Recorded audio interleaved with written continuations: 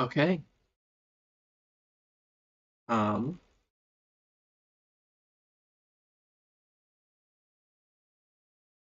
Let me.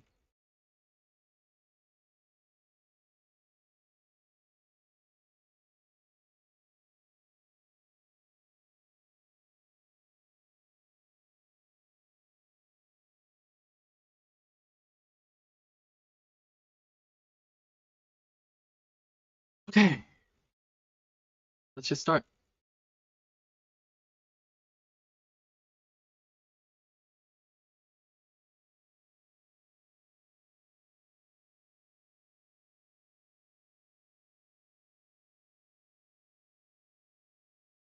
Is it supposed to be black?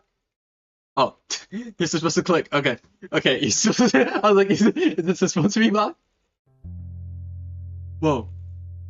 Let me know if the audio is good.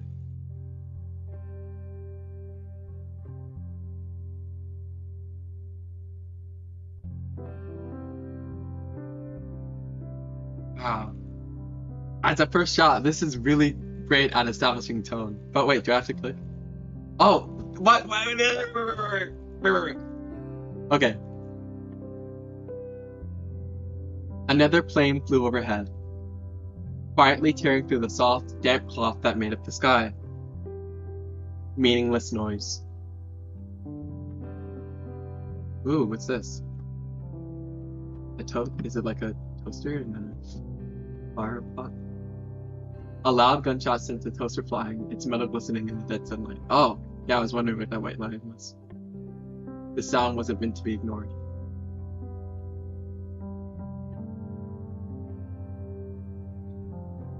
Oh, wow, this is so cool. Sorry, I know I'm being a little loud. She pulled the trigger once again, and a soft click drowned in the wind. Not a surprise, but a disappointment nonetheless.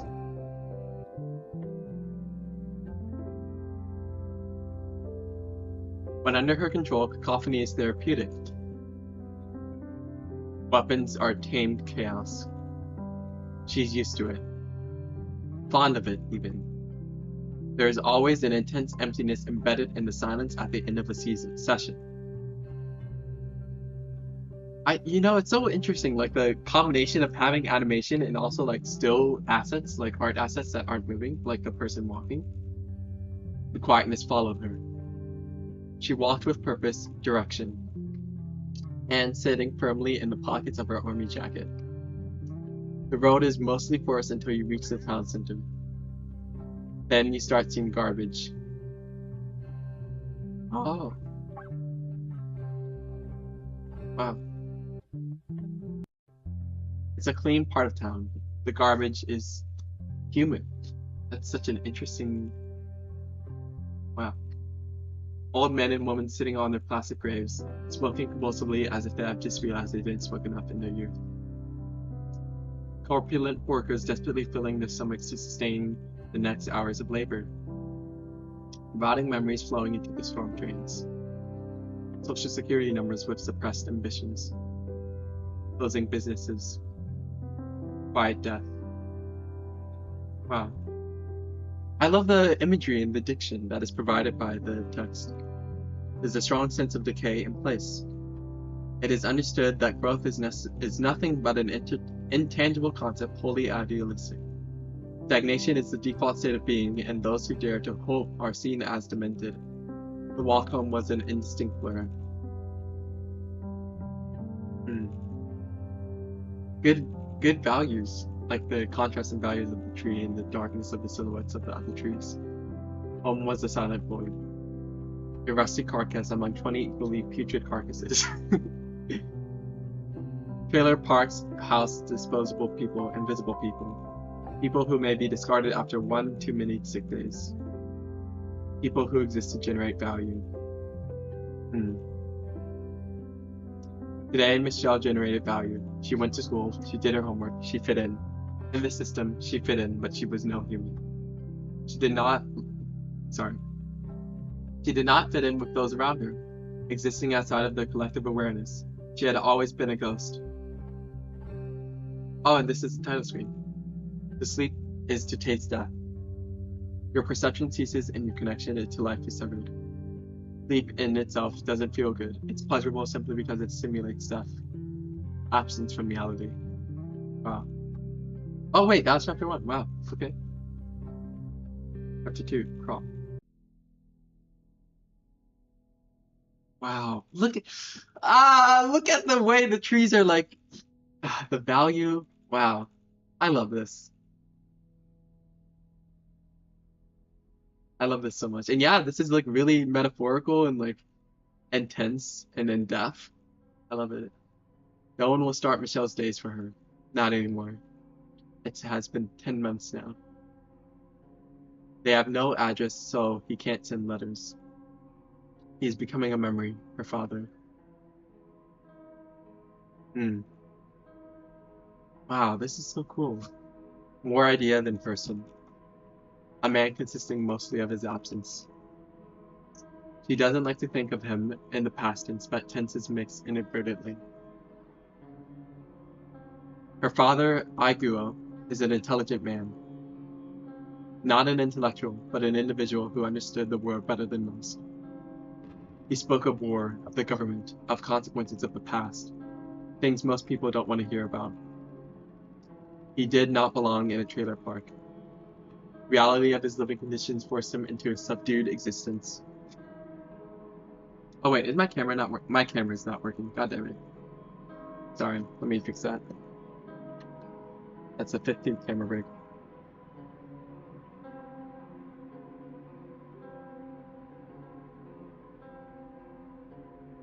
There we go. Sometimes memories of him feel like dreams. He'll be back. Once this all blows over, he'll be back. And you know, I like the connection to dreams because they were just talking about how sleep simulates death and stuff. So that's a really cool contrast. I'd like to bring that up. She thinks of her father on the way to school. And this is like a masterful tone setting. My God, like legitimately, oh my God. This is like nothing what I expected. Like genuinely, it's like so powerful. The morning embodies lifelessness. The world is standing by in a perpetual state of inactivity. Oh wow.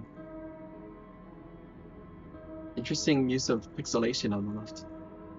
Broken bodies under bus stops, waiting for the restart of a tiled cycle. This looks so pretty, but the music is unsettling. I love it. I know! The music really sets the tone so well. Lives vanishing into stale air. Souls drooling from gaping mouths, sliding down crooked necks, akin to daggers. Oh. Wow. Ooh.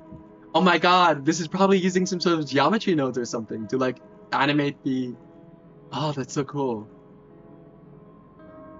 The stillness is most apparent in the lethargy of the morning, but it still remains once the noise and movement of a working day sets in. Minds too exhausted to care. Yeah, please feel free to take screenshots. Dogs working towards nothing, towards repetition itself. Standing still, they wait for the day to end, for the week to end, for nothing in particular, for death. Mm.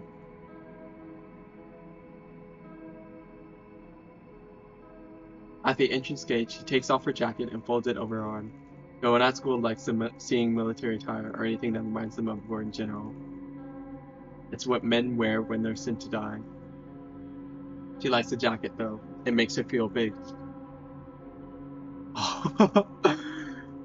Dude.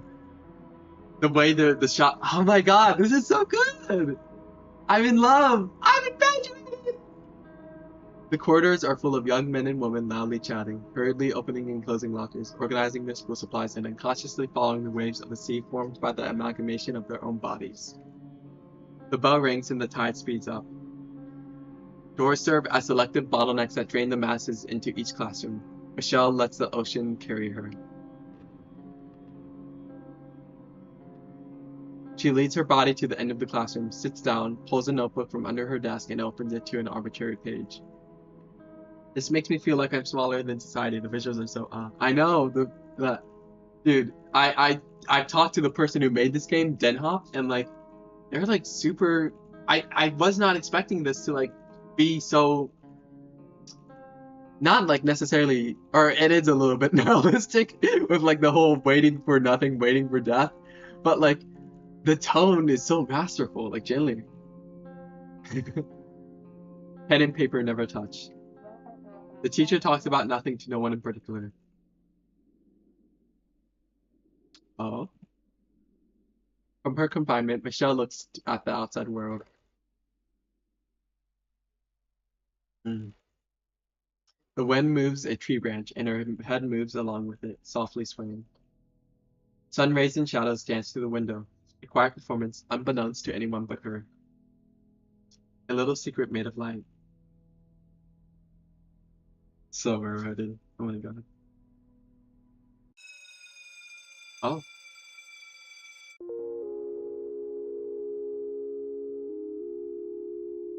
Oh, the music.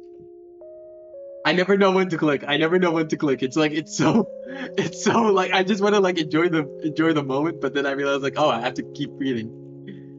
Leaves descend around the students, painting their paths in bright yellows and warm greens. As a ghost, she sits and observes. These are all familiar people, faces she's grown accustomed to over the years. None of them have taken note of her existence. Hmm. One day, she'll find people. She'll be venerated by equals and make friends with those worth the effort. Michelle sees herself as an important person in stasis. Her future awaits her as a decision maker, perhaps even as an astute politician or a skilled artist. For now, loneliness doesn't bother her. She's a woman from underground, awaiting greatness. All she has to do is wait.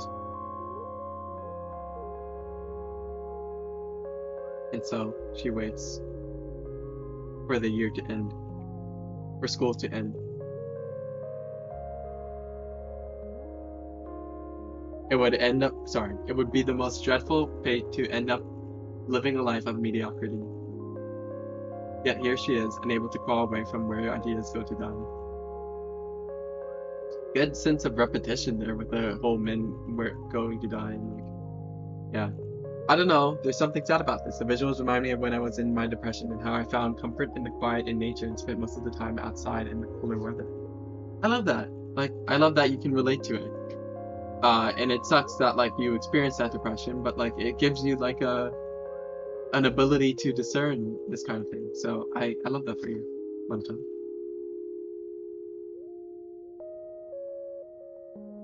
Ooh.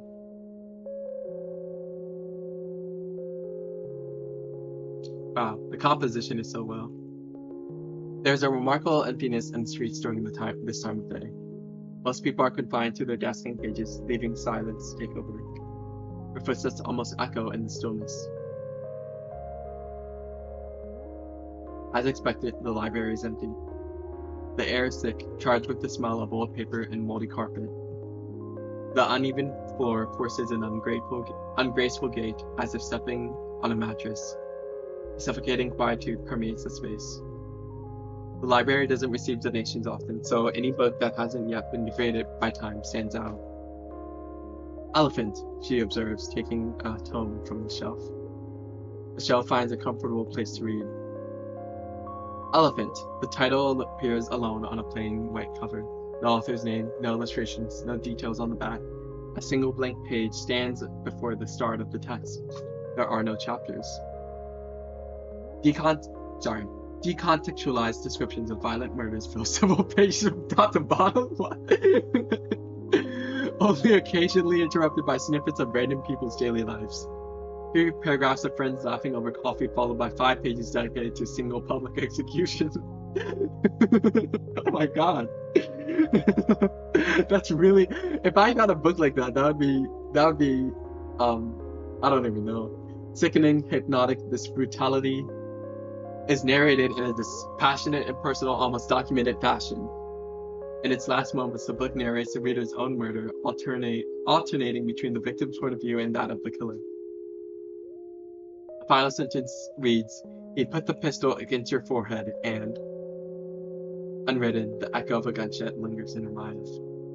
Wow, that's actually so powerful to like involve the reader and bang, a soft voice whispers. Sold, give me the book. Oh, wow, what an introduction to a character.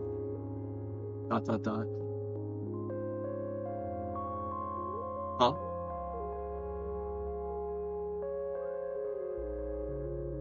Dot dot dot. Chapter 3, Blossom. What a cool, oh my god, look at this. This is so cool. This is actually the coolest thing I've ever seen. This is the coolest thing I've ever seen. Like the reference to I think it's the painting of David with like God and like, or not David, Adam, sorry. The painting of Adam. Like, oh my god. Oh my god, this is so cool. Yuri, you're funny.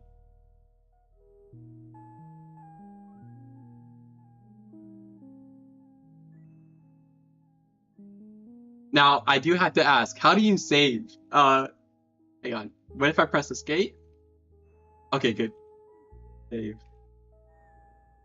Just in case. I don't know. I don't know if this is a um what is it called? I forgot the name of the type of visual novel where you have like choices. But like I just wanna, make sure that I can go back.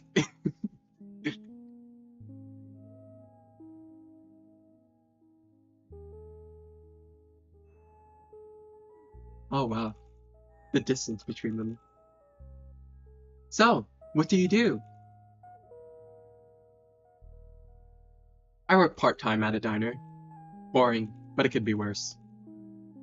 We don't get many customers. No. What do you do in general with your time? Michelle had to stop and think. She had never put it into words. I just hang around, I guess. I like going to these abandoned mills and processing plants where we have all over the outskirts. I head to the woods sometimes, or the library, places where people can't find you. Just killing time alone, really. That sounds depressing. Yeah, it does. I mean, it isn't just standing around. It's more like exploration. Sometimes I bring stuff to burn. Burn? I like set on fire? Sorry. Yeah. Nice.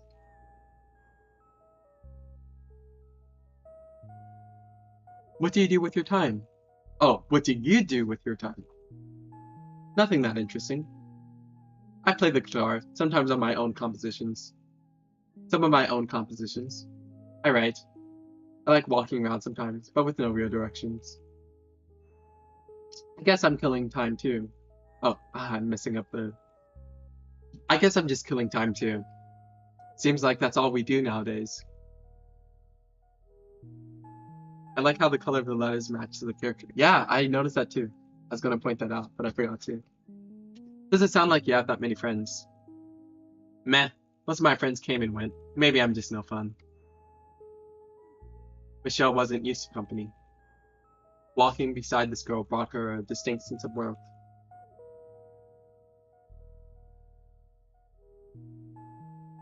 I felt like sharing a secret. Oh, I love the... Oh my god, the negative space! Sorry. I met with an old friend. Her heart beat a little faster than usual. Ooh. You never told me your name. I'm Alex. Michelle.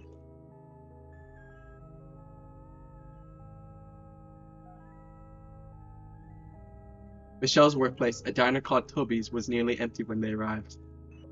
At the rightmost table, a boy read the newspaper. He wore military attire, leather boots, a short black cap, and an elegant jacket. The latter was very similar to Michelle's jacket, the only difference being the symbol displayed on the sleeve. She had ripped it off her coat of arms. He looked remarkably young for a serviceman, only 1 or 2 years older than the girls. The usual, Richard? Yeah, he answered without looking. I'll be right back. Oh. Alex sat at the counter and looked around. A peaceful silence filled the air, occasionally broken by the turn of a page. It was hard not to feel like an intruder. This universe of calm was not meant to be witnessed. I really like how it's like shifting the perspectives of like, because now it's talking about Alex's perspective of like what she's feeling, which is really cool. Not by her. Michelle reappeared dressed in uniform, carrying Richard's order on a tray. She served him and returned to the counter. People hate these guys, she comments, bringing Alex a cup of coffee. I don't mind them at all. I just find it strange they're so young. It's what they represent. No one wants to remember there's a war going on. I wonder if this is like either a fictional place or like representative of somewhere or actually taking place somewhere. I guess we'll find out.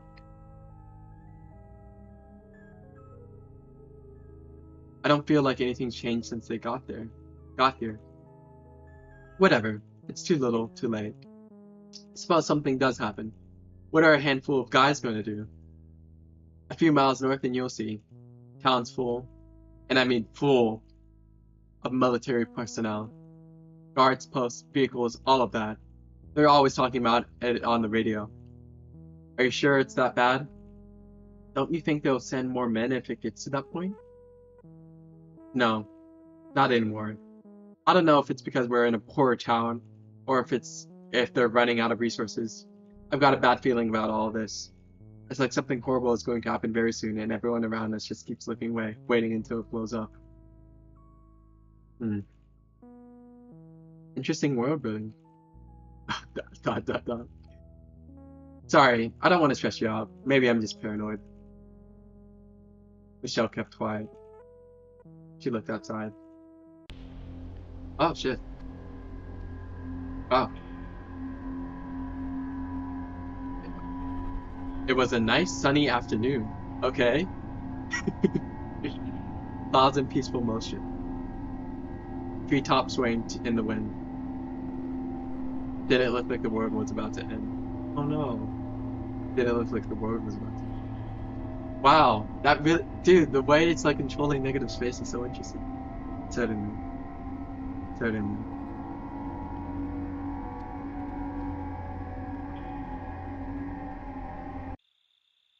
Wow. The tone is so strong. Their conversations occupied the whole afternoon. When they left, dusk had already crept into the atmosphere. Did we go to the same school? Michelle asked, trying to examine Alex's face in the dark. Yep, I've seen you around. You've got a memorable face. Because of my eyes? She was used to this type of comment. I mean, I meant you're pretty. Sorry. Her heart skipped a beat.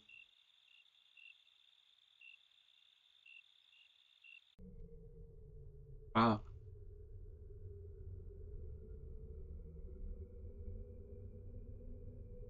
I love the aliasing. Or the what is it called? The threshold. Alex walks home alone. Oh, this is so cool.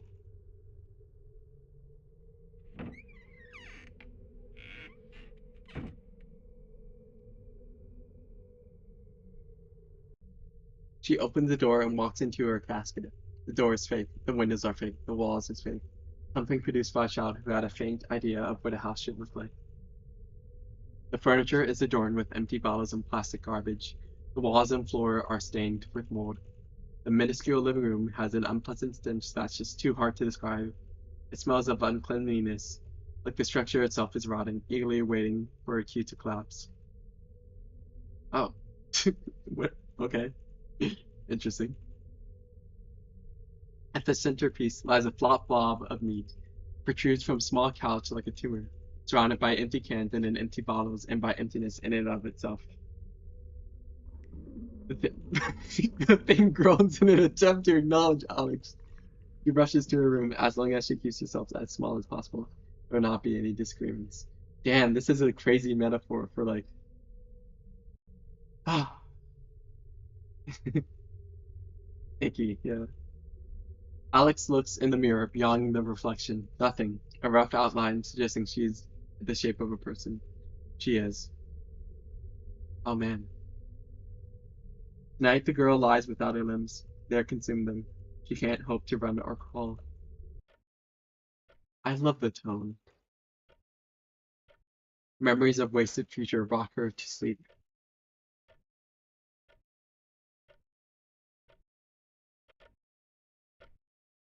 Mm.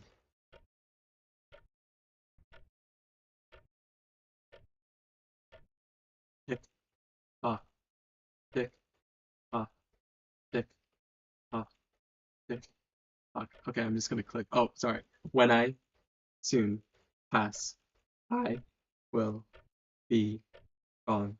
Bathe in the void. No eyes to behold as I fall into none, into ashes. I'll be with me and lose rhythm and I am. Wow, no longer one with the clock. Wow, this is so. You can't hear me because I'm screaming in high pitch, but this is so good. This is so good. Oh, the music. A tired habit, Michelle looked into the mirror. Examining her own reflection was an act of morbid curiosity.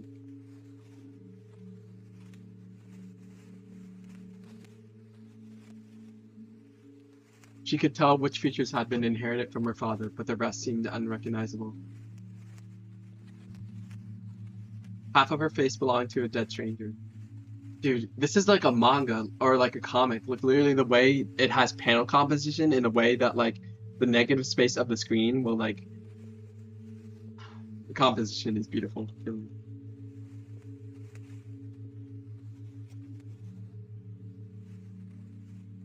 Oh, also, I'm gonna just briefly set it in subscribers only mode because I don't want to get interrupted.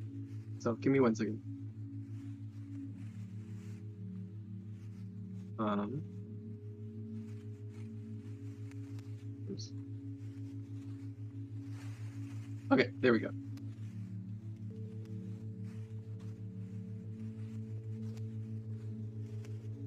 Okay. Today, surprisingly, the stranger smiled at her.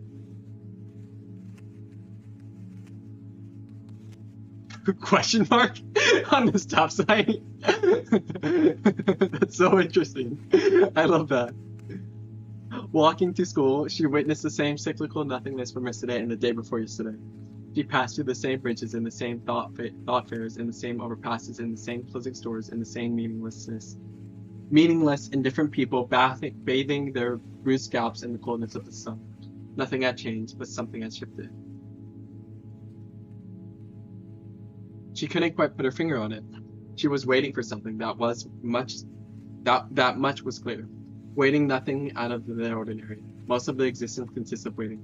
Waiting for the clock to start your waking day. Waiting for the bus. Waiting for class to begin. Then waiting for it to end. Waiting for sleep to finally take away your consciousness. Moments of distraction masquerade as purpose. Everything will be lost to time. Mm. She vegetated for the first few periods. The bell rang. Routine. Hey, how's it going? I'm here. Alive, I think. You okay? Yeah, I just get kind of jazzy around this time. I get it. Everything's so repetitive. It's like this place was made to drain your energy. I have this weird thing I do when the class is especially boring. What is it?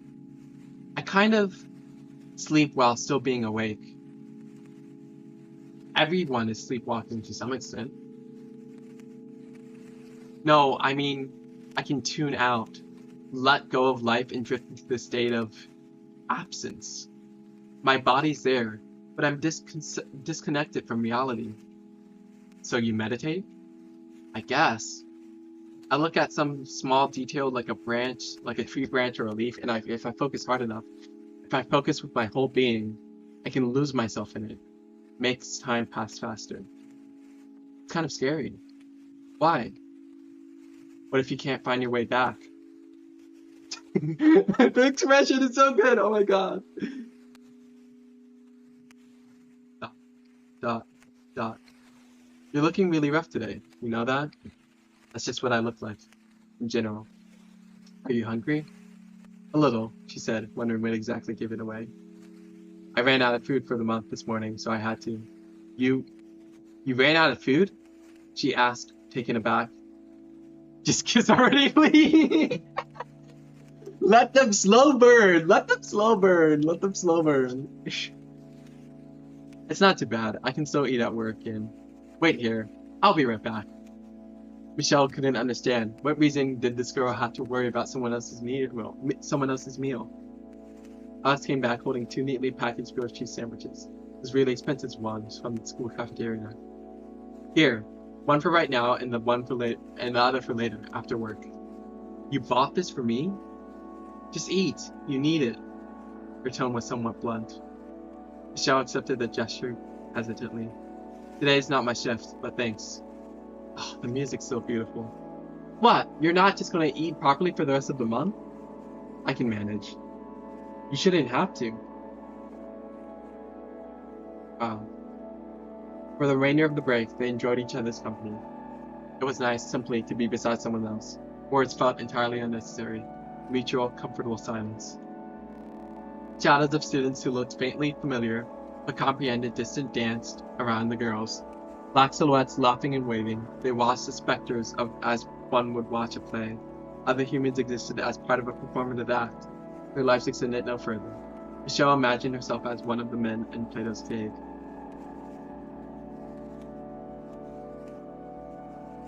Want to hang out after class?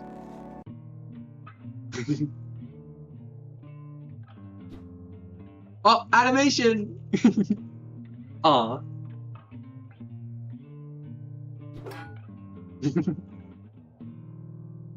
Nice. You're a pro.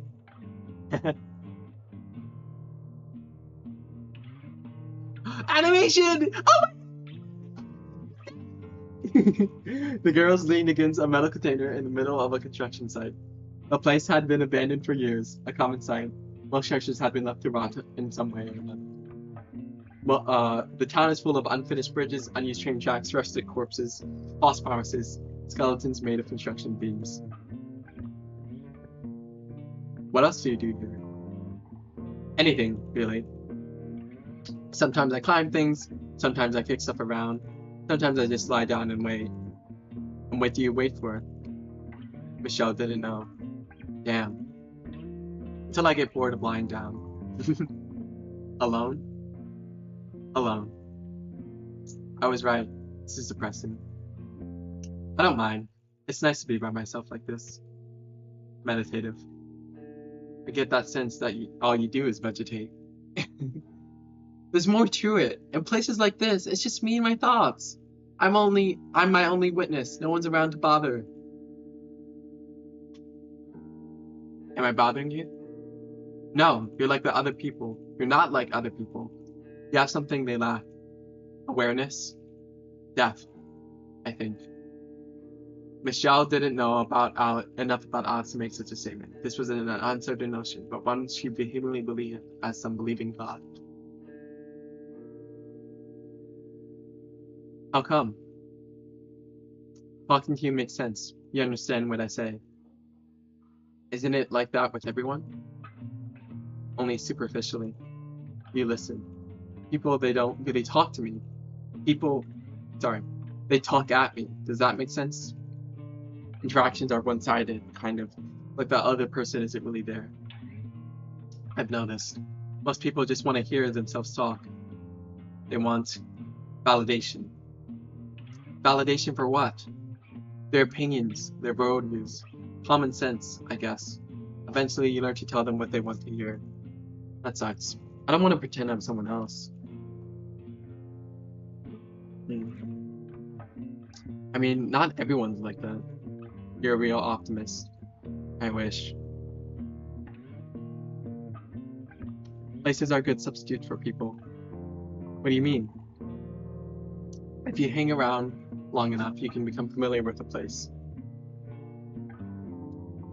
You start finding secrets, quirks, stuff you'd miss on your first visit, like making a friend. Let me show you.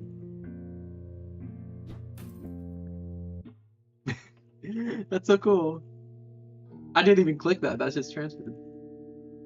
Michelle led Alex to a sad little pile of cinder blocks. Look inside these bricks. Negative space! Oh my god! Hundreds of spiders greeted them in intricately designed webs. The spiders are smiling! They're smiling! I love that. The creatures weaved, walked, and rested unbothered by the two giants that peered into their world. Some seemed to wave. There's a whole society in there. Cool, right? They have their own little universe. You check on them often? Whenever I come here. I wonder if they recognize you. They look fragile.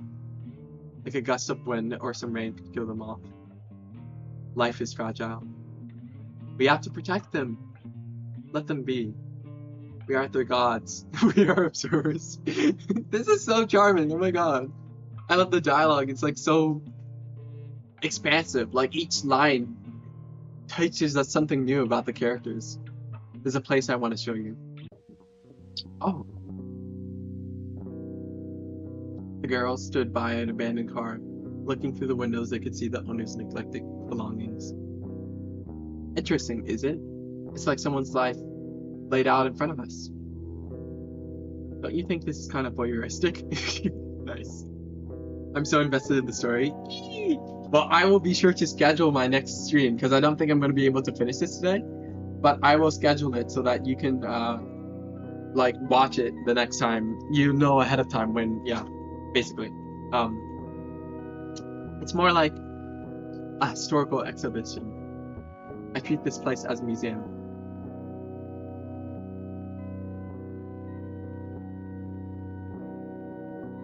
The backseat had to be repurposed as a bed. There were sealed food cans on the ground next to the pencil case, some loose papers in a folder.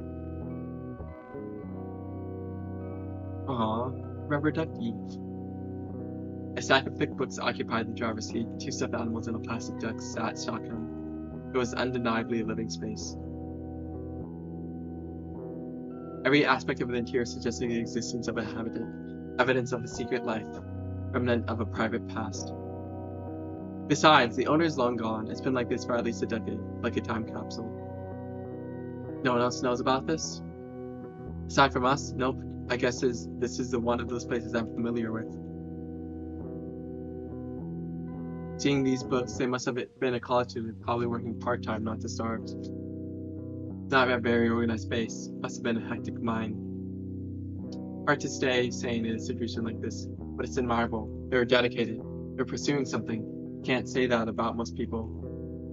This was a person full of ambition, full of complexity. Sometimes I wonder what life was like for them. The routine, really. How it must have felt to be reading your Uni 2 material deep into the night in that cramped back seat. Michelle continued to stare into the car as Alex rattled on about the protagonist of her speculations. She spoke of this hypothetical being with particular assuredness, as if the events had happened to her, not to a character. Inversion. Okay. Or maybe late in the afternoon, standing outside to get in the fresh air, listening to the crickets as the sun set, alone with her thoughts, completely secluded. How lonely it must have felt. How liberating, too. Do you think this person can feel us? What? Can they sense us looking into their history? Hello. They're not here anymore. No, I mean, just like we're looking at them from the present, they're looking at us from the past. I doubt it. They didn't know someone would be watching. Yeah, it really is. Maybe they wanted to be remembered somehow. That's why they left all this stuff here. Would that make us witnesses? In a way, yeah. Or ghost.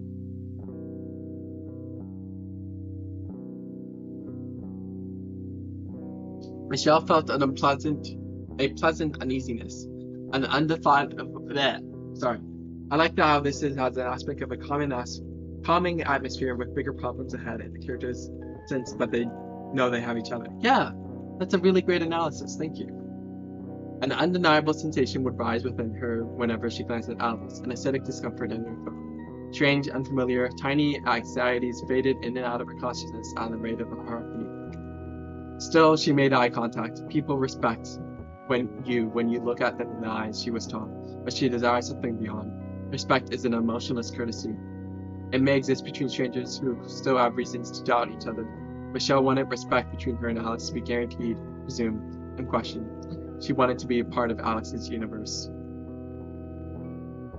Alex was a real person, one of a kind, someone with a conscience, someone who could look you in the eyes and answer your question thoughtfully. Someone worth the effort. Finally, someone worth the effort. In a dream, Alex would be purity in human form, a holy being, an angel, a gathering of all virtues. Michelle, however, was still drowning in ambition, never quite reaching her full potential. They were not equal. How lucky she was to have the attention of someone, an important, complete individual.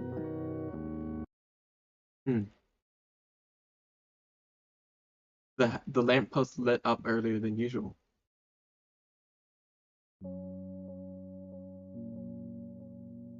I do feel like a ghost sometimes. In what way? Like an observer. The world's moving on while I'm watching from the sidelines. And I'm just existing, waiting until something happens that'll start my real life. Everyone's a little bit like that. I don't know where I'm going either. I'm just worried it will always be this way. I look around and I see people made of plastic. And they wait at the bus stops and they go to work and they wander around completing these small cycles, but they're never really doing anything. They're filling their time until the day's over. I get tired just looking at them. I don't want to turn out like that.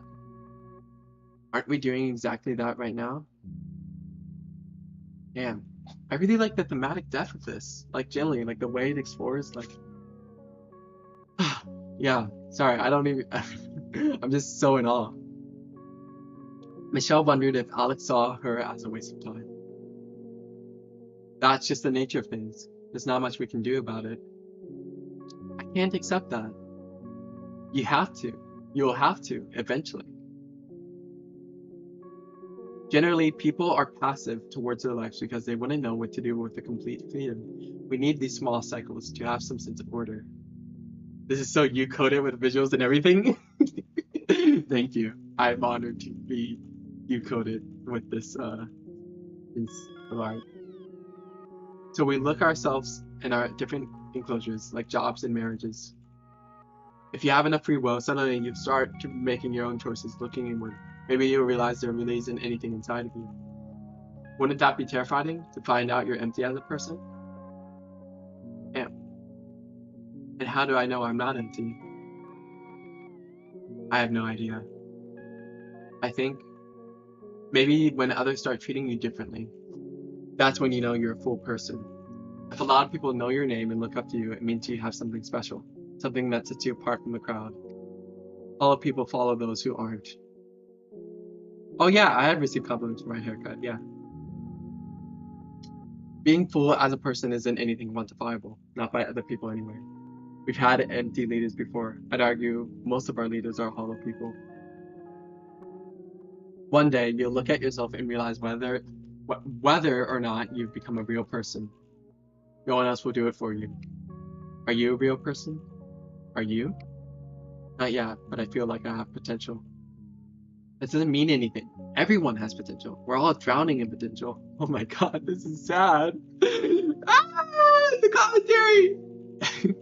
If you stay still, it's all you'll have.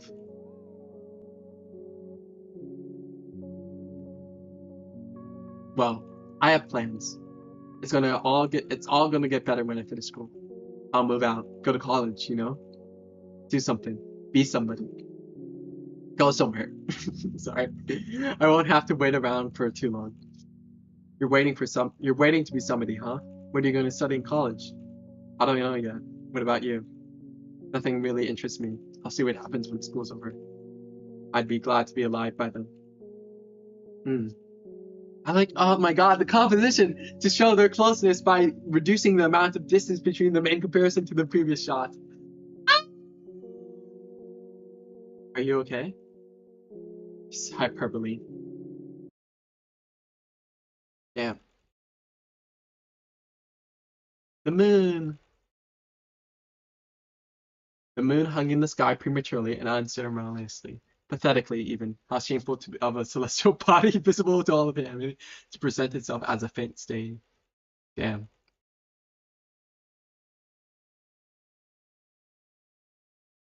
Are you hungry? Starving. I know a place around here. I'll buy you something. But I insist. You were reading Elephant yesterday, right? Hmm? What did you think about it? It's uncomfortable. It's a hateful book. I liked it. Hateful? I thought it was more cold and clinical than hateful. Dehumanizing, I think, is the right word. I got the idea that everyone in the world was an alienated idiot.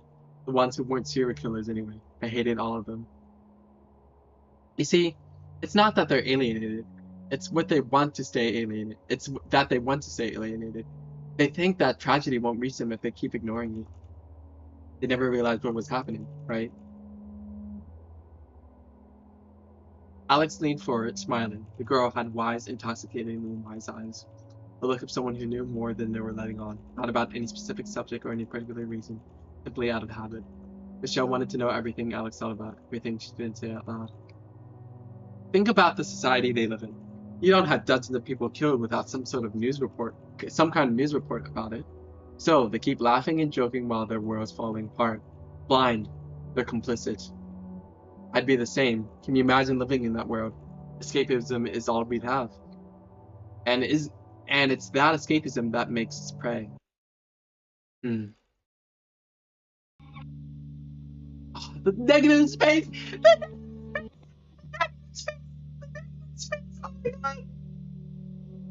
Darkness eats the sun and the people.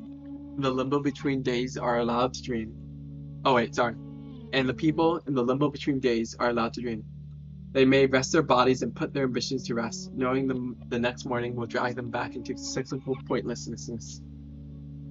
Little do they know, this moment is part of the cycle itself. A few hours of control are granted to find meaning, so that thousands of little humans are content with their lives they fall into, so that they forget to imagine a better world.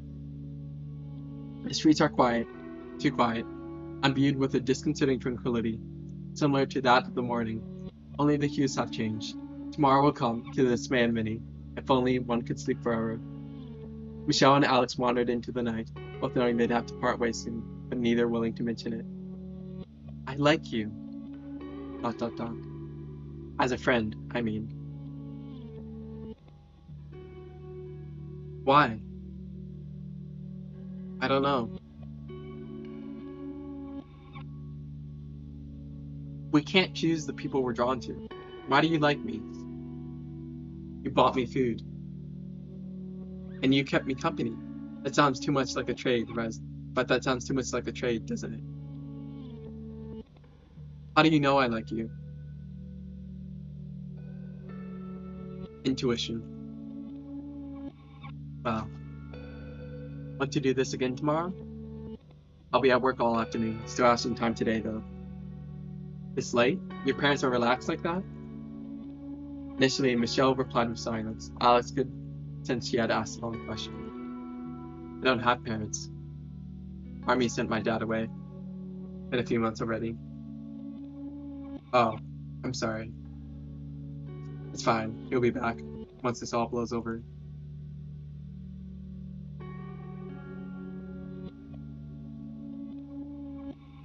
Sorry, I didn't want to bring you down. It's okay. I can listen if you want to talk about it. The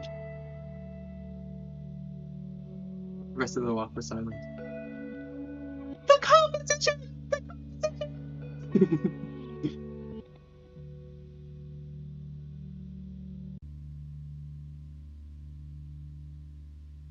Oh, lots of texts. It's so strange coming back to Nymphdale. Every day she foolishly expects to see Aiguo, assuming the improbable to have occurred. Michelle, I've been waiting for you all day. My God, Dad, you're home. I knew you'd come. What happened? They let me go. I was discharged. I love you. I love you so much. Are you okay? Did you get hurt?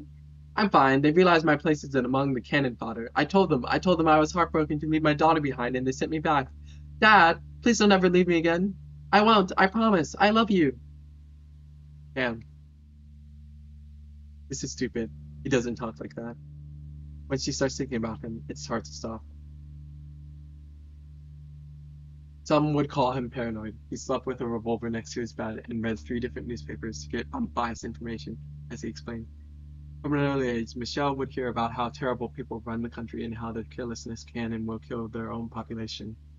He encouraged her to do well in her studies so she could crawl out of poverty and save her own skin.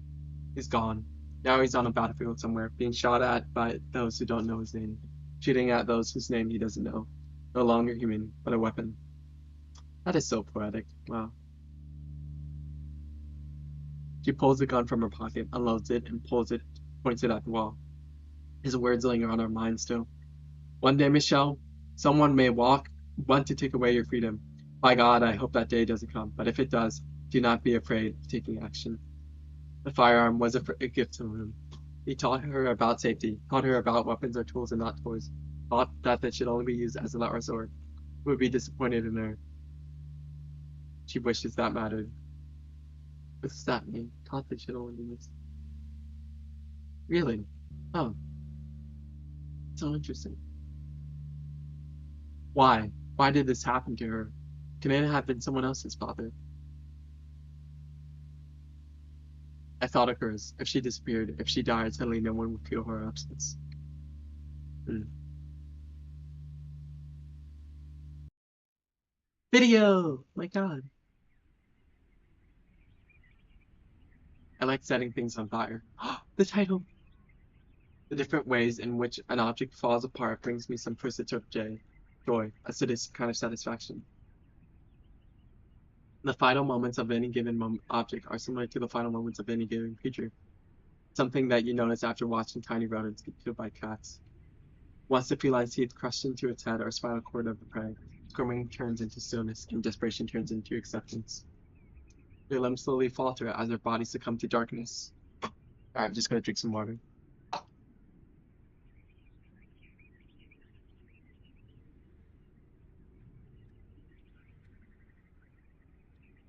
The small creature, who previously stored a soul, becomes an object. It becomes nothing. The occasional spasm may serve as a reminder of what little subjectivity could fit inside their tiny little minds that exist no longer. Nervous impulses searching for a brain that won't answer. Wow. So, I like burning things. I like to deprive items of purpose, rendering them useless. Objects are not alive, but the soul of an object lies in its purpose, its value. A blender is only a blender until it stops cutting fruit. Then it becomes garbage. It becomes nothing. What is a person with no soul? An object. An object without value? Have to. Oh, what a. Oh my God. An object without value. Wow. That's so poetic, genuinely.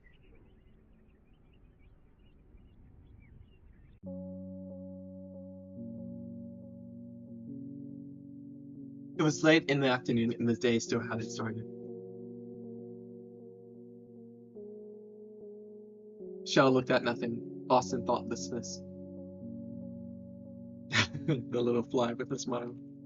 A lonely fly hovered around the sugar shaker. It's just a gun, oh my God.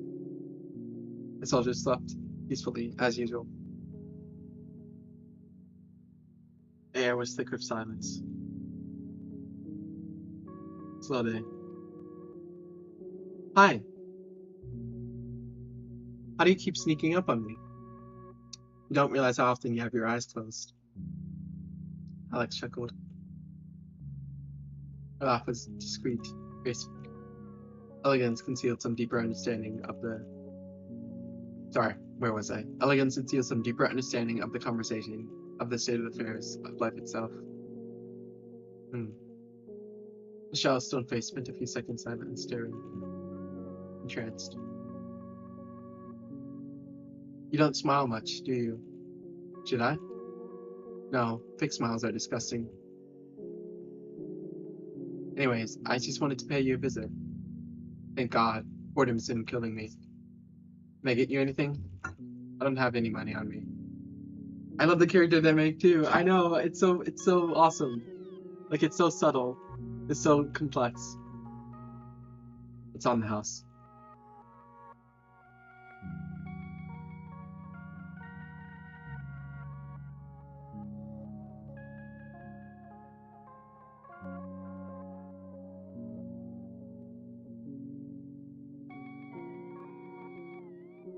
Does Toby ever come here? Who? The person this place was named after. Oh, he died 3 years ago. Now it's owned by a company or something. I'm sorry. It's fine. I didn't know him. You're not supposed to feel bad about people you don't know, right? He might have been a great guy. Who knows?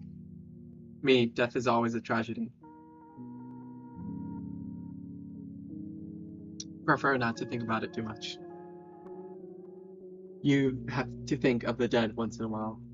People don't stop being important after they die. They do. They become corpses. The difference in mindset is too. I love. Oh my god, the philosophies that are present like within these characters is so amazing. Oh my god, I love it. I love it so much. We're all walking corpses. Memories make us human. Forgetting someone is dehumanizing in that sense. There are hundreds of thousands of people dying and being born every day. You gotta do something really extraordinary for society if you want to be remembered. What's the point? You deserve to be remembered because you're useful? People aren't tools. This doesn't sound right. What would make anyone care about you then? You know, as long as two people remember each other, I think that's enough. Hmm. You know, that reminds me of like the second death of how like when you know, obviously you have the physical death, but you have the second death of like being remembered for the last time and never thought of ever again. And like the concept of that is so terrible and horrifying. But like I think it's kind of reassuring when like it is just like two people who like deeply care about each other. Um, yeah. Will you remember me? Are you moving out soon? Just in general, will you remember me? Yeah, I will. Hmm. I love how the people who typo. Oh, sorry, I'm sure you're fixing that sentence. I'll remember you. Wait, it has both colors. Are they saying the same thing at once? So interesting. What is this?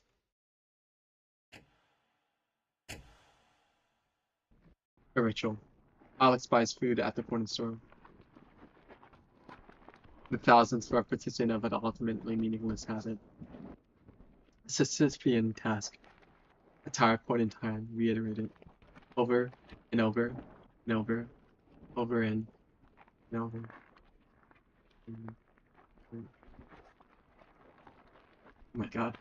I love how the people who blend into society are black bobs and the people who are different are more philosophical, half decided. Yeah, I thought that was interesting. I'm sure the military character will come back, like the person who was like at uh the brightest, most sorry, whatever. Over and over, over and over, over and over, over and over, over and over. Oh my god, I'm clicking, but it's not doing anything. Moments like this are full of are moments like this all drown in a continuous flow of boredom and dissatisfaction. Her consciousness takes a backseat and something inhuman assumes control.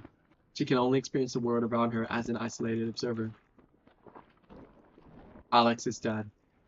Something killed her, skinned her, and began wearing her face as a mask. Damn. Rows of identical products extended infinitely into the store.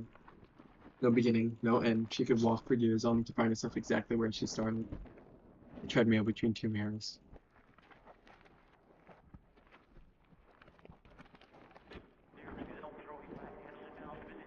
Wow. In the distance, a muffled radio speaks of death. It echoes through desperate voices and inevitable tragedies.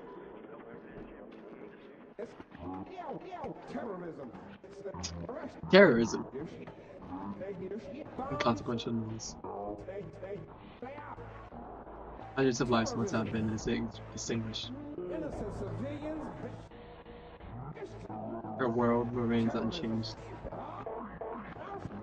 Buildings collapse as she chooses between two types of bread.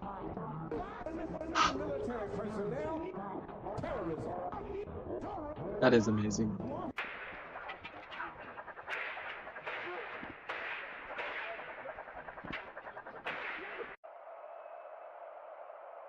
It rests on a baseball match. It's all they talk about nowadays, ain't it? That's creepy. Its head sways back and forth, easing in and out of gravity. I'm blinking. Its face muscles don't move as it speaks. The lips, and only the lips, contort on their own. The creature has lost its soul. The situation seems pretty serious. They're always saying it's serious. Always saying this and saying that. I just heard the word terrorism through all that. Yeah, I did too. Was the same about the Germans, same about the Russians. Never seen one bomb fall, but you bet they didn't shut up about it on the radio. Nothing's gonna happen. 23:15. Oh my god, that's terrible. What a terrible mindset to have. Here's your change.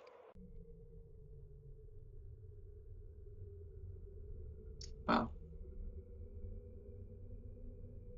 The repetition of like the photograph and like the way it like blurs seamlessly. So amazing.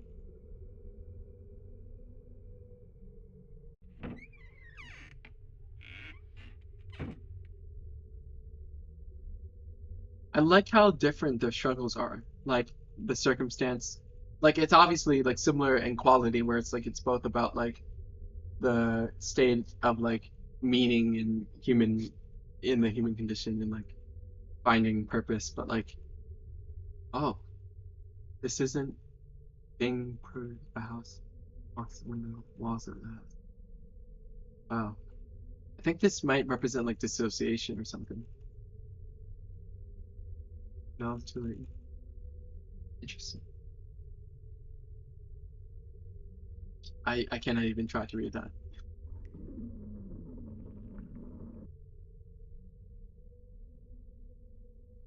The moon. Alone, she is back to non-existence. There's no real Alex, only a collection of performances. Concrete slowly would proceed, no subtext. There's no beauty in her agony either. Majestic sufferers belong in books. In art, you will find the beauty young people who cry from poetic tragedy, delicate muses who rest their heads on their arms and act out, crushing with grace. Objects to be gazed upon. Alex's K is deeply anesthetic, boring, passionless, would make for an excruciating narrative. That is so amazing. That is genuinely the most amazing description of like dealing with like mental illness because like it doesn't feel like damn, that is so well written. Wow. The most intense pleasures occur in despair. There's a profound, perverted satisfaction to be gained from being aware of one's hopelessness. It feels comfortable to let go, to let the world carry your corpse for you, to let misery consume you entirely, to vanish knowing there is no escape from the pit you've dug yourself into. Interesting. Alice sinks into the bed. The mattress slowly engulfs her body. Being unable to move is soothing. To sleep is to taste death. Once reality withers away, the dreamer may experience peace.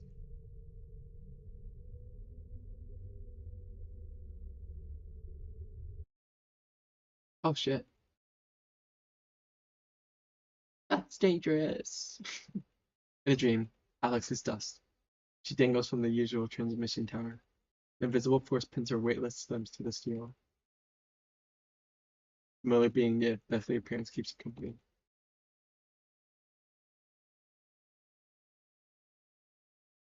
How have you been? Oh, how have you been? I don't know. Tired. Something's off. I have nothing left to say. Why are you here then? I don't know. Misplaced, maybe. It doesn't matter. Soon enough, they'll come and burn everything. Rounds us up. Execute us. I think everyone is just waiting to die. And you? I met a girl. I see. She's nice. You've met many. I'm hallucinating, aren't I? I'm very sure of my existence. Why would you want to be here out of all places? I just like watching. Are you some kind of sadist? How could my life possibly interest you? Each individual is their own world. After all, isn't every person deserving of love? Oh, it's a smash cut. Sorry. Love. Of course not. Are you just willing to love just about anyone? Alex looked confused. She couldn't answer properly. There was something disorienting about the moment. Huh? Wow. You have to expect the least from people. Be too kind and they'll step on you. Suddenly, she remembered what they were talking about. I, uh, I try to be open. It's wrong. It feels wrong, but hostility is the default. I like to believe everyone has something to offer. You're naive, maybe. I like that about you. That's funny. Really? It takes some purity of soul to be naive, but it makes me concerned.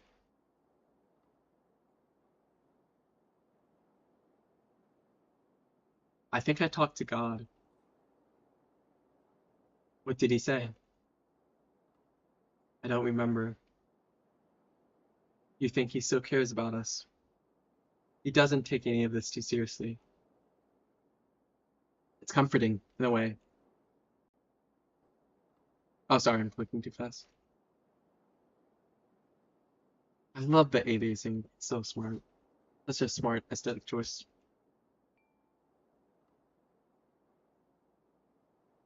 Looks like it's about to rain. Eat, eat, eat, eat fresh. It's so funny.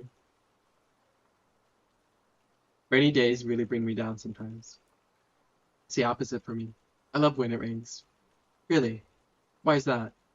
It's the little things, you know? I love the sound of it. The little click, click, click on the windows. It's almost like music. Sometimes rain will accidentally play a few notes and you think it'll start a melody, but it always trails off. It's pretty too. After it rains, the grass and trees get a shimmering look. It says stop moving in the poster, but stop sign had a question mark. Oh, wait, where does it say that? Oh yeah, stop moving, yeah. That's so interesting. Like they're made of glass. It's hard to describe, but I love how it looks. I get what you mean. I guess I just never paid much attention to it. But most days I end up looking so bleak. The weather clouds over, everything's darker all of a sudden, messes up my sense of time. It's like the day ended sooner than it should. Today's a little like that. I don't know. I find that stuff beautiful. It's a surreal quality to a day that looks like night. Yeah, especially like a solar eclipse. I completely agree with that. Yeah. Is this the place? Yep, I'm sure you'll like it. Ice cream. Oh my god. The hang in there, cat. Oh my god, that's so funny. The ice cream shop was nearly empty, silent except for the muffled sound of rain. A young woman who had bags instead of eyes was sat over the counter. She seemed to be blissfully absent, detached, permanently gazing into a parallel reality. Junkie, probably. Upon seeing Alex, She rose from her seat, picked up a medium paper bowl, and served 2 scoops of chocolate variety. It was an automatic, unconscious set of actions. Thanks. I'll pay for hers, said Alex. She took her ice cream and sat by the window. She cast a secret glance at Michelle. Interesting.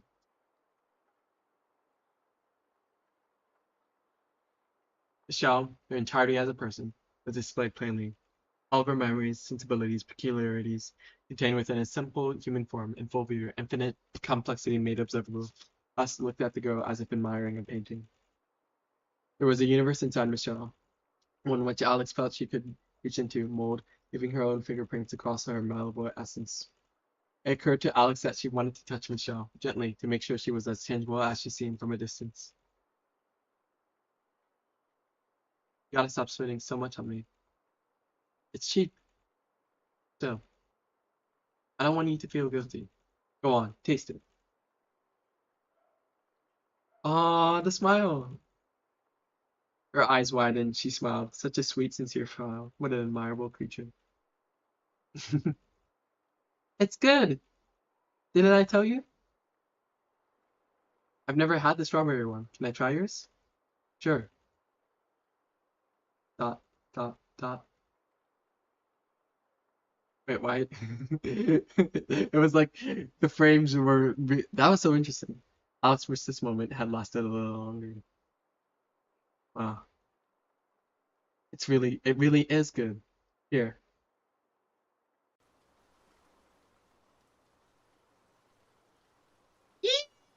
I know. It's so charming. She feed it to her, yeah. Ah, this is so good.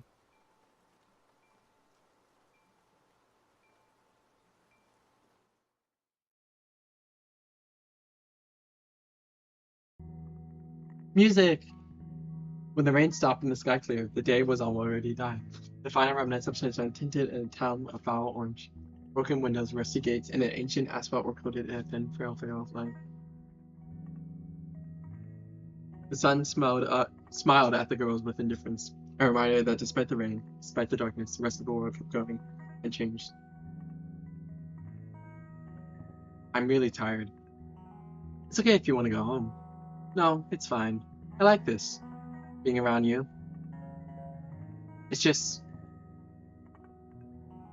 I don't even know what I'm tired of. I'm just fed up, in general. Do you ever feel like that? Yeah, and I try not to think about it. I don't know. These days, it's like I don't even wake up. I just let some mindless impulse control me throughout the day, through the day, while I sit back and watch. That sounds like depersonalization, girl. And I just watch, and that's all I do, all the time. I just watch, and I really lost something, I think. Something that tied me to reality. Some innocence, some impalpable kind of profoundness. Dude, why is it so relatable? I don't know what I'm talking about. I get it. The world feels a lot smaller, doesn't it? I think about the books I used to read. Stories felt more real, larger than life.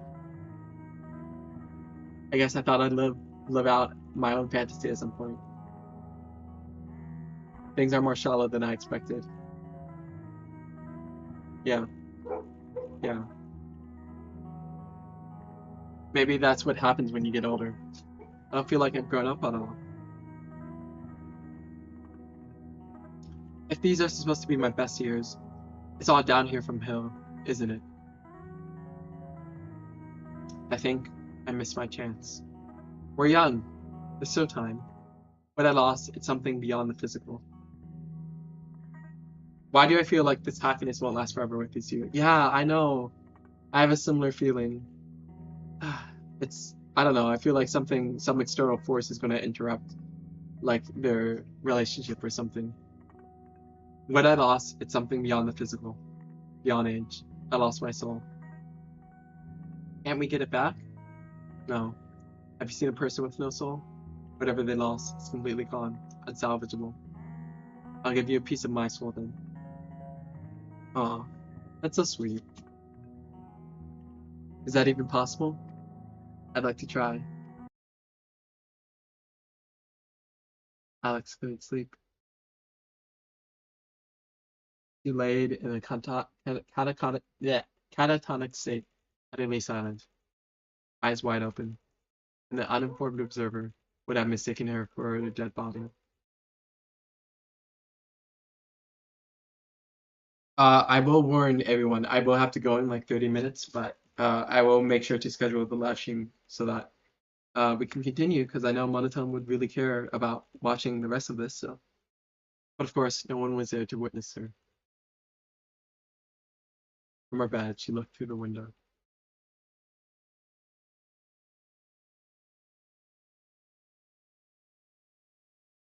Tree, an insignificant shape, an object so familiar its presence barely registered. She analyzed it intently. Something seemed different. Michelle's words came to mind. A nearby lamppost illuminated the flies, granting the edges a delicate rimlight. There was something ethereal about the tree. Angelic. Wait, did I miss? No, it's fine. Okay, droplets would slowly contour the leaves, drawing a fleeting silhouette against the dark backdrop. They fall and for a few minutes glisten in obscurity, like dozens of little shooting stars.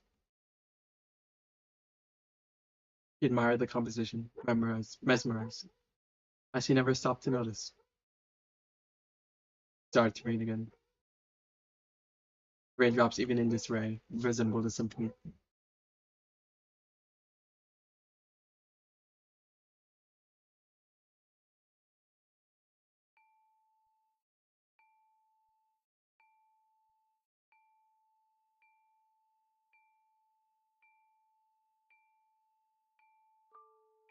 Oh, this is so cool.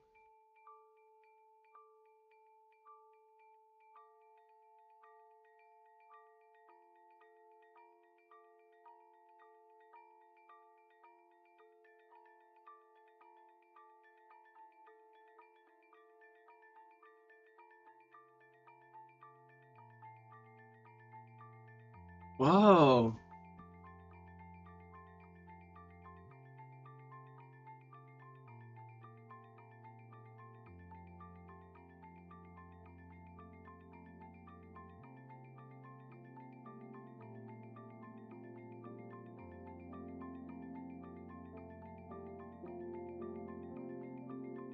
That it's just so atmospheric, like genuinely.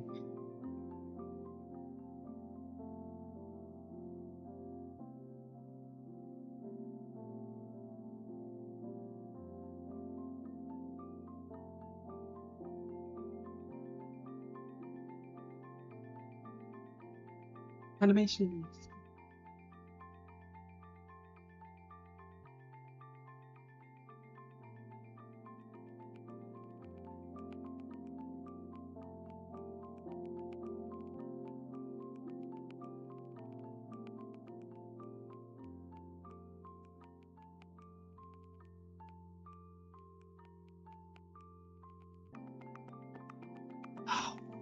Probably my favorite shot of the whole thing so far.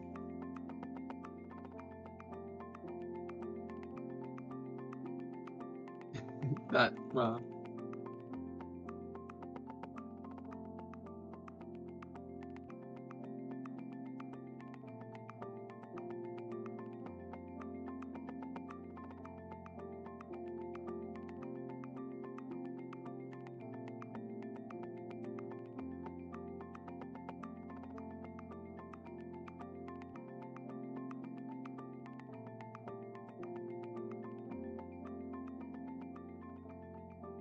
I love how they uplift each other.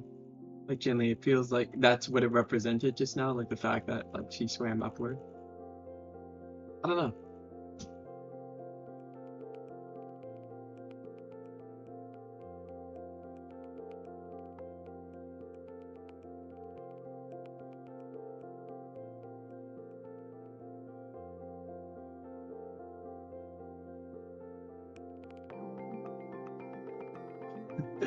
Oh,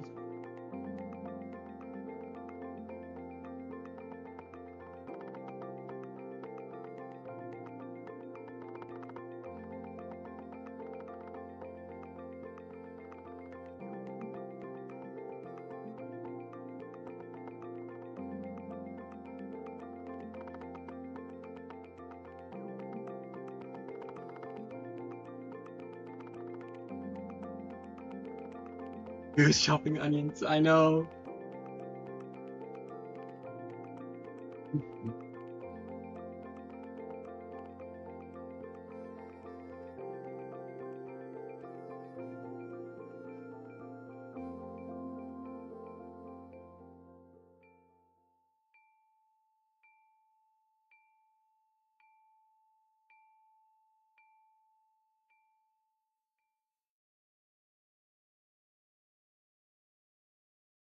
Damn, that was my favorite scene so far. Um, which is so interesting. Like, what is stopping this from being a short film or like a movie even? Because obviously it would be a little longer than a short film. Not that it has to be a short a movie. It's just like I don't well okay. It's a visual novel because it uses text and the imagery is like so charming. I just meant like, oh man, I don't know. Chapter six. Ooh, okay, okay. Alex is late.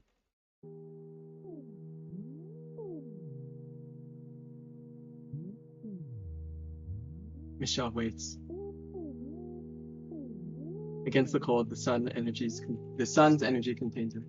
Invisible blanket of safety wrapped around her tightly, embracing her fully, submerged in warmth.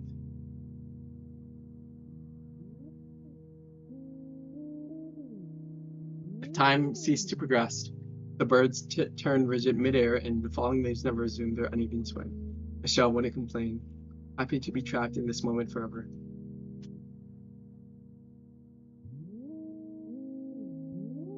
But she would miss Alice's company. Sunlight is a sedative. She slips into a state of numbness. Her sight slowly drifts across the scene.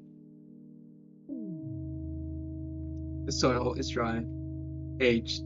The grass looks brittle. The trees, feeding off an exhausted predator, curve into themselves. The scene evokes a sense of lost youth. One day, perhaps, the vegetation bloomed vividly and in varied colors, pleasing the eyes as passersby, enamoring beholders. There isn't much left. The air is heavy. No sound but rustling of leaves, resting of leaves. Oh, that's so clever. If every person in the world vanished, she didn't notice. Alex! In the distance, a humanoid creature takes form. Alex is in no rush to cross the dying garden. Looking head on, it's as if she's standing to wait for Michelle to come to her. Or not. Perhaps she's indifferent toward her admirer. Mobile only to assimilate into the environment in an effort to become a tree itself, herself.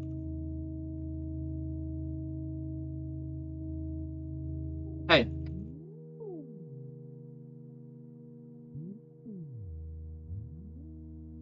sorry I'm late. It's fine. Alex? Yeah? Are you actually here? She doesn't answer. We only see each other when no one else is around. Oh, shit. Oh, I didn't even think about the meta context of that. And I never really noticed when you arrive, you just appear. So maybe you're a hallucination. I don't know. I don't think that's the direction the story is going in, but I thought I did never think of that. Dot, dot. I'm as real as anybody else. Anyone else. Aren't you cold?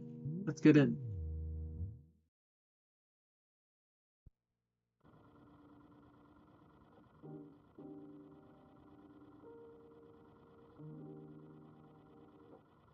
Genuine beauty emerges when the girl is focused, a beauty that can only manifest when she's unaware that she's being watched.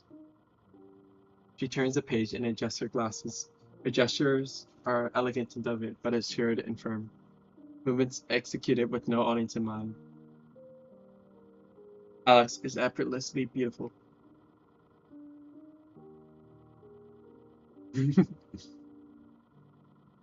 What are you smiling about? Alex's tone is indecisive. Is it a rhetorical question? She seems amused. Nothing.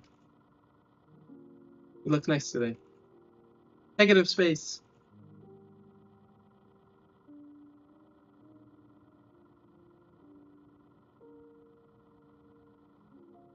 They're getting closer. Oh my god! Oh my god!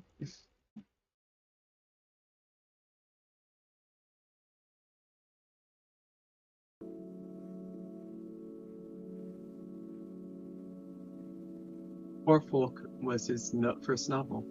He wrote it when he was 24, young. Mary Shelley. Mary Shelley was 17. What are you getting at? I don't know. I pictured these classic writers as old, disgruntled picture people. Like their portraits always show a vague sadness in their posture, a lack of light in their eyes. Yeah, that usually comes with age. All good artists have lost something important to them. Would you say suffering gives people death? No. Maybe it does. The right people. 24. I want to reach my 20s having done something like that. Like writing a famous book. Yeah. Just, something great. That really, really matters. That really makes a difference. Have you written anything? Not yet. This type of skill doesn't develop overnight. It's just that school's been keeping me busy, but I'll start soon enough. One of these days. How do you like the book anyway? It's a passable mystery. It's a passable mystery story. Nothing worth talking about. Do you like Poor Folk? Yeah. Dostoevsky, he really knows how to write compelling characters. I understand them better than any real person. Well, he knew how the human mind worked. He was an empathetic man. Most people, real people, aren't this complex. I feel like his characters are only interesting because he himself is a profound person. He gets it. All these important writers and philosophers are people who do great things. They get it. What do you mean? They just have something different that allows them to see the world differently, more clearly. It's what sets them apart. What, in essence? Yeah, kind of. I think it's something you're born with, so you either have it or you don't. Damn, that's kind of, what's the word? Pessimistic. Like you can't, oh man, that's so interesting. Wow. I don't know. I find the philosophies present in these characters, oh my god. Who else has it? Kafka. Oh, Shakespeare. You. Wow. You have it. You don't know me well as you think. You do have it. You're the most profound person I've ever met. No one else could do the things you do or say the things you say. You're irreplaceable. I never feel like I'm wasting my time with you. There's so much you have to offer. You're above most people. You're worthwhile. That's a bit objectifying, no? Am I, like, worthy of attention? Am I valuable? Am I human to you? Damn. Yeah, this goes back to what they were saying about, like, an object of no value and stuff like that. It's so interesting, like, the thematic cycle of what's recurring. Michelle sleeps. Nightmares really rarely scare her. She saw the sea once when she was very little.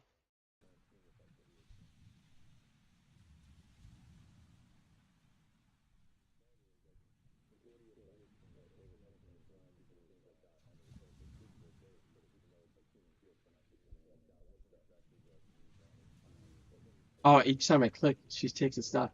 So interesting.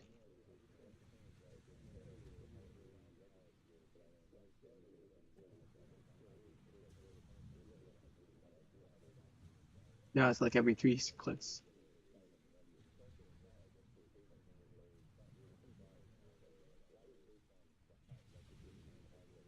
Um, no, it's not doing it. Oh shit. Oh no.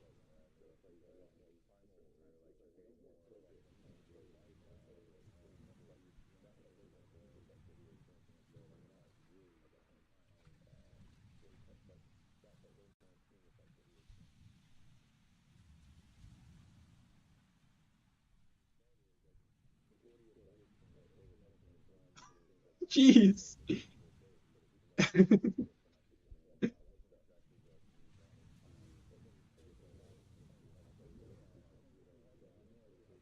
Oh no. God. Yeah, no, a nightmare like this would definitely scare me. Oh my God.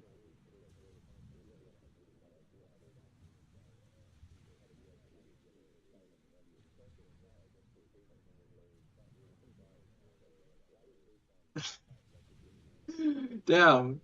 That's pretty graphic. I'm glad there was, or I mean, there was silhouettes, but like, the fragments of bone embedded in red pulp. The girl's body's twitched. There was some. Oh wait, and this is about the cat eating oh my God, the rodents ah and her. No, wait, that's so interesting. And the object of value.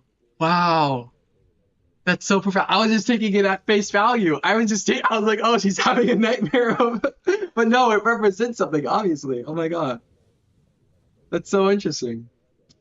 Ah, that's so interesting. Nervous impulses searching for a brain that wouldn't answer.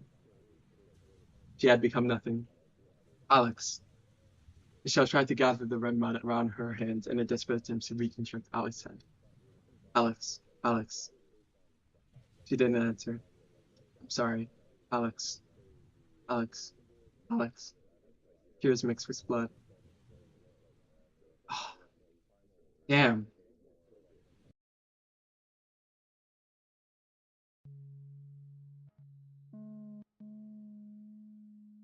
This time, Michelle perceives Alex first. The girl sits alone on the usual bench, drawing on a notebook. She scribbles, stops, takes a look at what she's made, then scribbles some more. She follows the rhythm, absorbs in her own production. Yeah, no, it was a nightmare. But like it embodies the feelings that she was holding because of that conversation, I imagine. She felt like with the whole objectifying thing and like the surrounding objects of value, I imagine. In this moment, there's nothing exceptional about Alex. She nearly fades into the crowd. Her beauty is singular, however. Michelle loses herself in the details of her friend's gestures. The way she fidgets with the pen as she reconsiders design, how her eyes narrows as she focuses. Her quick, decisive wrist motions. It's all so mundane, so utterly captivating.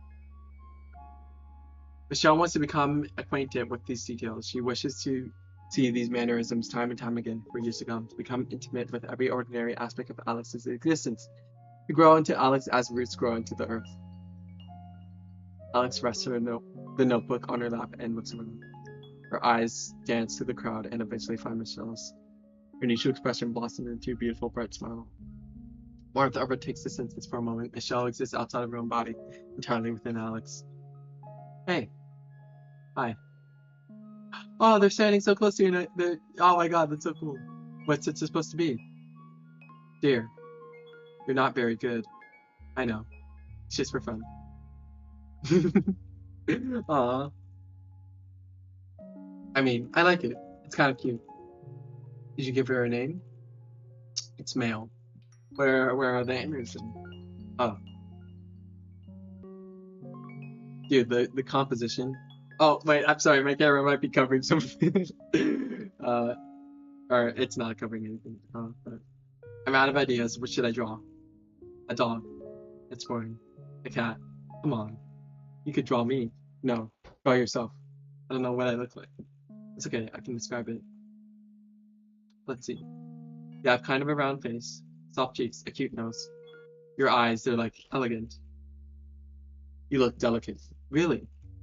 At first glance, you're just a really convincingly pretty. But I started noticing some details lately. And this is about getting to know the place in like the detail. Oh my God, like with the spiders. Ah! It's all connected. It's all connected. It's all connected. I love this. Imperfections? No. I mean, yeah, that too. But I meant quirks. Simple things. Like like how your eyebrows raise a little when you smile. Or how you look at me in the eyes when I talk to you. I think that's lovely. You have this way of looking at people. Like you always know more than you're letting on. You know the Mona Lisa? Of course. You remind me of her. I really want to understand how you see things, how you feel. Is that weird? I hope I don't disappoint you, he says jokingly. Or not. It's hard to tell.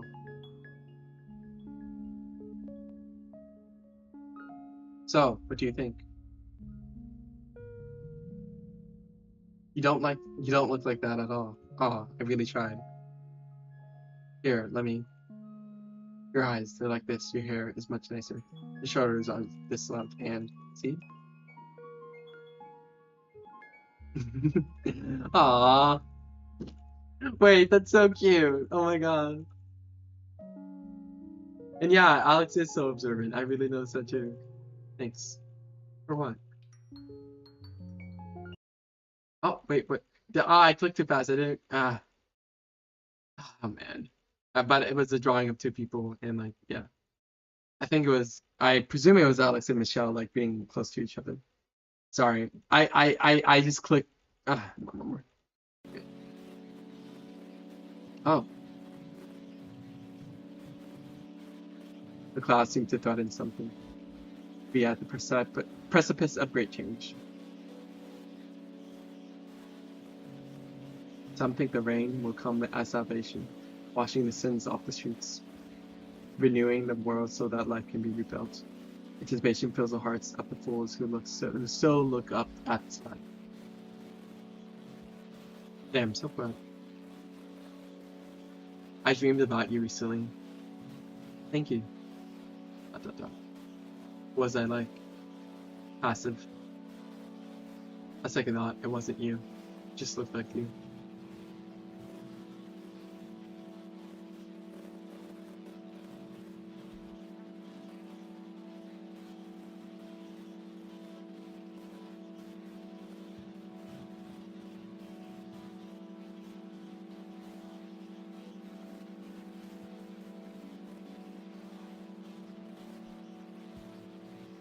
I'm gonna have to go a bit sooner today. Oh, yeah. Gotta cover someone else's shift. Who's that? Ada.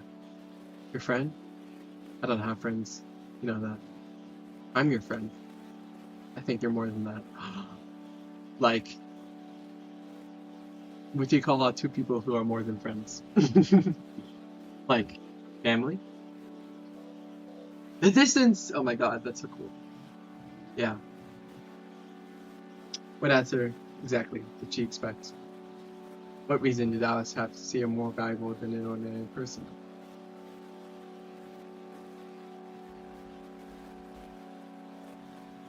I think I like you more than my family, being honest.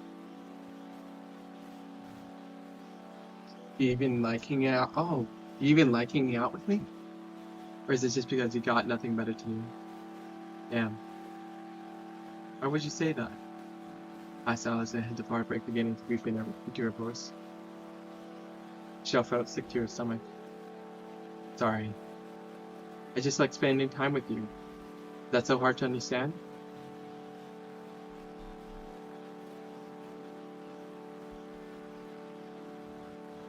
Sometimes when we meet, you smile. It's this beautiful, bright smile as soon as you see me.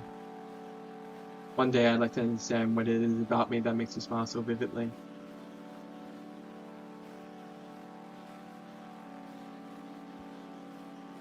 I like how it's displaying like distance between them. Like, I love, the composition is so magnificent. I really gotta go now. You can come if you want. I have to go home and study anyway. See you tomorrow. The gray uniformity of concrete and its antithesis of life, the desecration of the divinity of nature. Humanity's wicked creation exists beyond time, beyond life and death, beyond life and beyond death. The gray uniformity of concrete and it. Oh wait, sorry, I already read that. An invariable, utterly static, a complete denial of the flow of change inherent to all things sacred. Lifeless slabs of stone, then sank into the landscape. Metal wires curved into the ground, taking the place of roots. Dude, I want to write a video essay about this so badly. Like, genuinely, it is actually crazy how badly I want to write a video essay about this.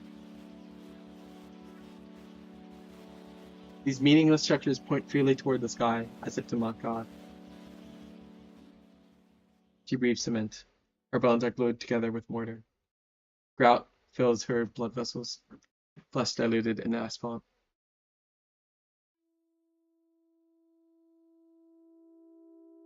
Sorry, I'm clicking too fast. Wait, what happened? Click. No, that doesn't do anything.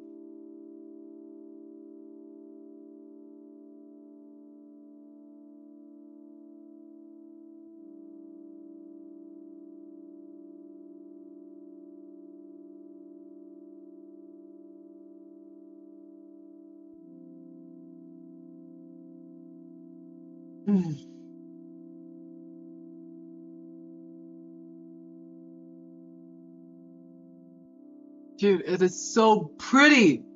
This game is so aesthetically pleasing. Oh my god. Sorry. Alex wanders aimlessly.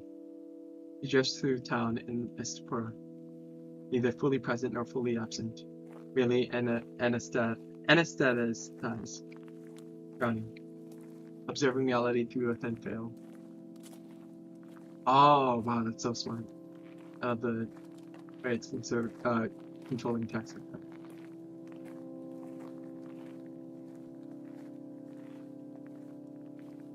Dear, and the world is an unfamiliar blur she has grown used to, and her flesh is the only real part of herself.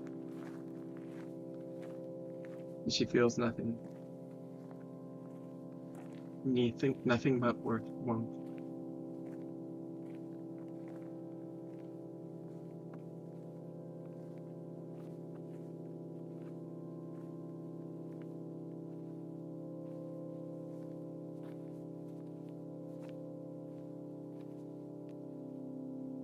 Oh, other people. Wait, what?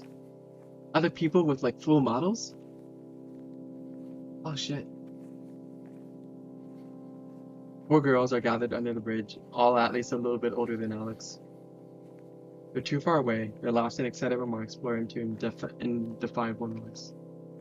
One of them smokes, another writes something on the wall with marker. Shows it to her friend, and they both giggle. Alex watches from afar. They remind her of an uncomfortable recent past. Despite attempts at establishing human connections occupied most of her desperate attempts at establishing human connections occupied most of her childhood. Years had been spent hopping from friend group to friend group, internalizing different patterns of behaviors and manners of speech in order to mold herself into an acceptable person. By nature, however, all of her relationships crumble, or facades can only be maintained for so long, and empty people cannot be loved. Yeah, and the emptiness, yeah. They all end up leaving soon after.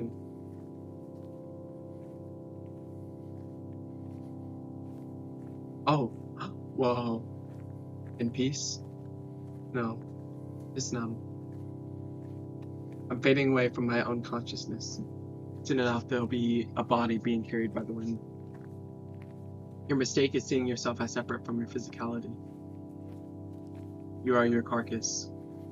I am my carcass. I think I've made peace with it.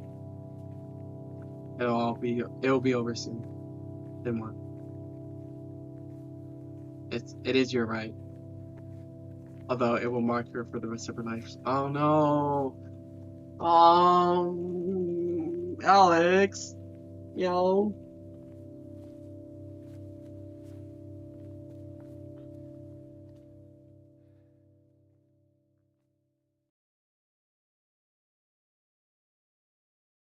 This is so good. And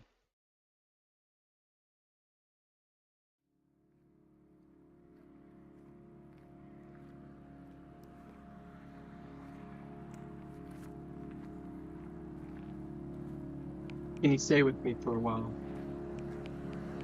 Please. Oh, okay.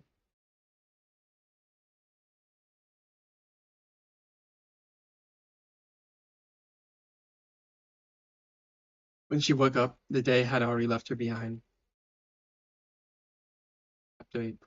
Okay.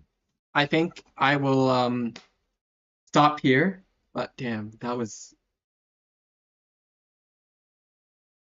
um wow. What an amazing experience this has been. And it's not even over yet. There's still probably like maybe like 90 minutes left, or like I don't actually know how long have I been streaming for. Um, oh yeah, okay. So like I heard it's a 3 hour game. We played for like almost 2 hours, so like there's at least an hour left. That was really good. I will be sure to continue this probably either tomorrow or later today. Yeah, I will try to figure it out. But thank you for watching and your time. And thank you to DenHop for making this game free and like accessible and like really awesome. Yeah. Um, wait, sorry. Quit. Yeah, no. And if you want to, you can check out the game yourself. I don't know. But yeah, thank you.